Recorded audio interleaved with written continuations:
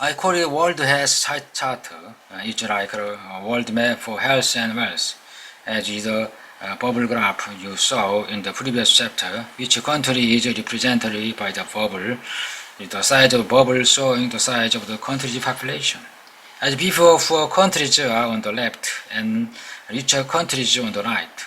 Healthier countries are bigger up and sicker countries are lower down. Notice that there are not two groups. The world is not divided into two. There are countries on all levels, all the way from the sick and the poor in the bottom left corner on to the rich and healthy on the top right corner. And Sweden is and almost countries are in the middle. Now, this next bit is exciting. The trail of little bubble shows Swedish health and wealth for every year since in 1800. What tremendous progress! I have highlighted some three countries that correspond in 2017. Two important years from Sweden's past. Sweden health and wealth from 1800 to today. Level 1, 2, 3, 4. $100, $64,000. Sweden, 118. Sweden, 1863. Lesotho, Sweden, 1891. Zambia, 2017. Sweden, 1921. Sweden, 1948. Egypt, 2017. Sweden, 1975. Malaysia, 2017. Sweden, 2017. Today, there are no countries with life expectancy below 50 years.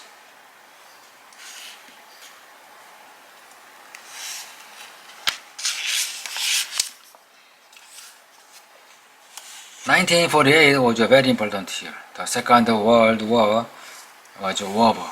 Sweden topped the medal table at the Winter Olympics, and I was born.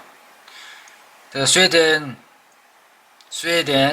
I was born in 1984, was where Egypt is on the health wealth map today.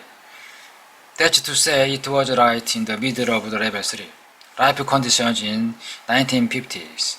Sweden was similar to those in Egypt and other countries on level 3 today. There were still open sewage ditches, and it wasn't uncommon for children to drown in bodies of water close to home. On level 3, parents work hard away from their children, and the government has not yet imposed regulation to protect water which passes. Sweden kept improving during my lifetime.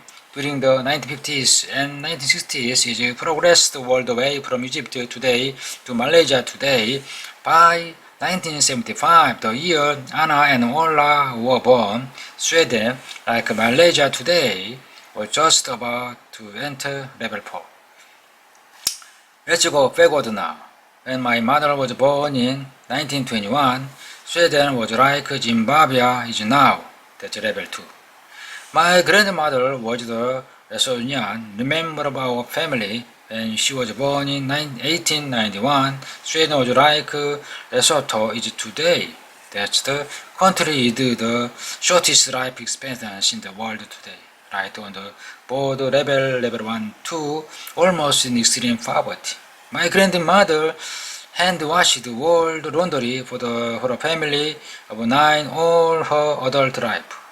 But as she grew older, she witnessed the miracle of development, and both she and Sweden reached level 3.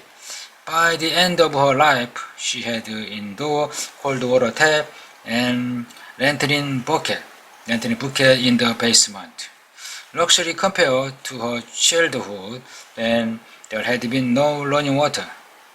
And 4 of my grandparents could spell and count, but none of them was literate enough to read for pleasure. They couldn't read children's book to me, nor could they write a letter. None of them had had more than 4 years of school. Sweden in my grandparents' generation had the same level of literacy that India, also in level 2, has achieved today.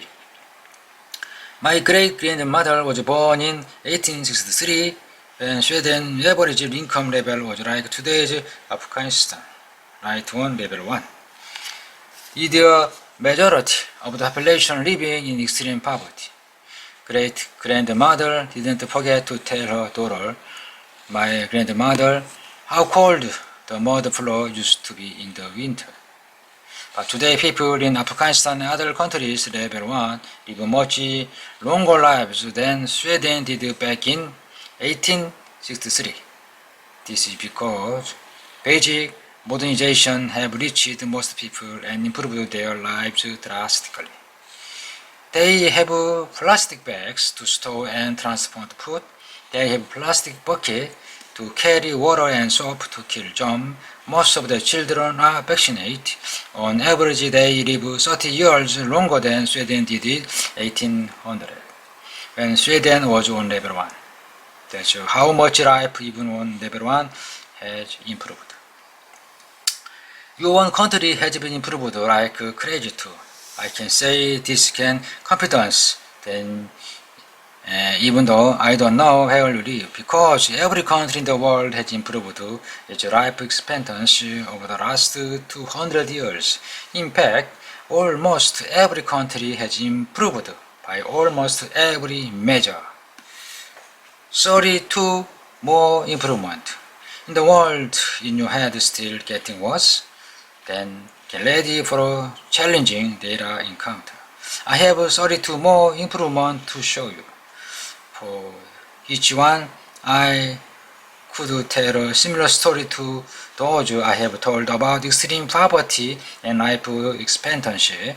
For many of them, I could show you that people are constantly more negativity than the data says they should be. And where I can't, it's because we haven't asked these questions yet. But I can't fit all those explanation into this video. So here are just the chart. Let's start with 16 terrible things that are on their way out, or have even already disappeared.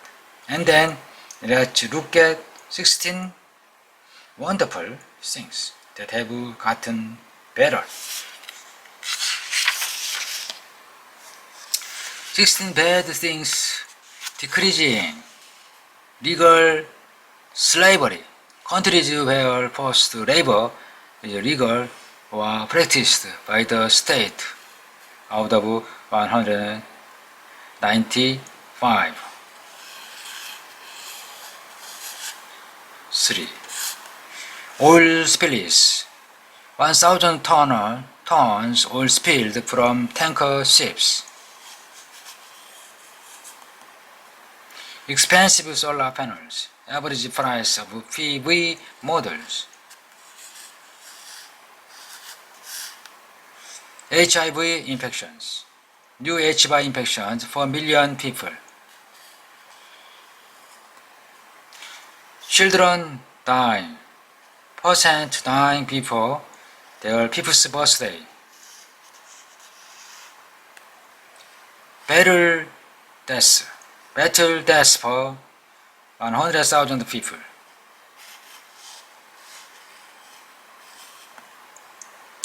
Death penalty. Countries with death penalty.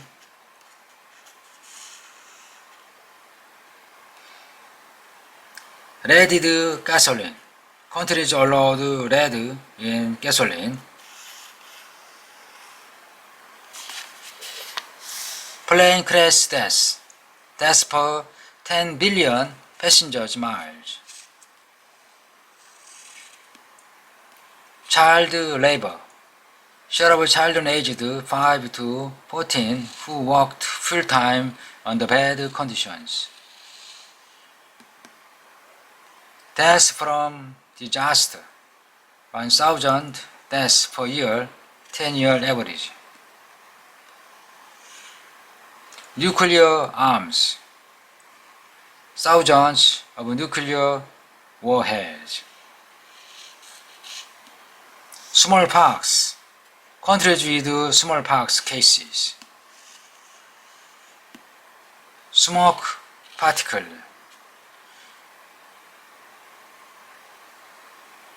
KGSO2 particles emitted per person.